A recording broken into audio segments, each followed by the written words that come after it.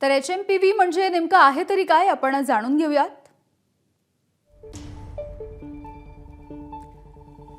Human मेटान्यूमो virus HMPV हा लाखो virus प्रमाणेच एक व्हायरस आहे।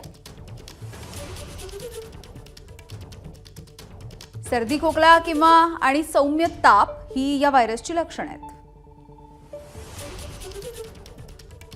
5 वर्षांखालील सर्वच लहान मुलांना HMPVचा प्रादुर्भाव होण्याची शक्यता आहे।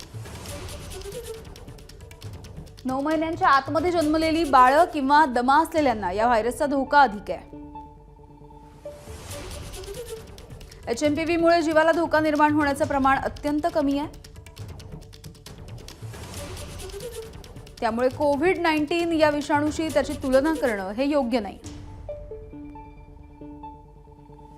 या व्हायरसचं अस्तित्व पहिल्यांदा 2001 मध्ये सिद्ध झालंय।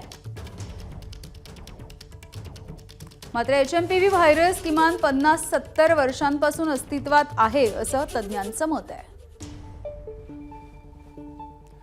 जगात अनेक ठिकाणी हिवाळ्याच्या दुसऱ्या उत्तरार्धामध्ये HMPVचा प्रादुर्भाव वाढतो। HMPV व्हायरसवरती अद्याप लस उपलब्ध नाहीये। तर लक्षणं काय आहेत ती सुद्धा आपण बघूयात। सर्दी खोकला हे त्याचं प्रमुख लक्षण आहे। त्यासोबतच ताप येणं,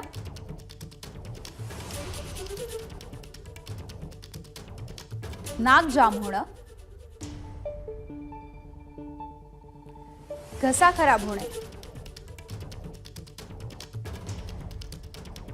दम लागणे,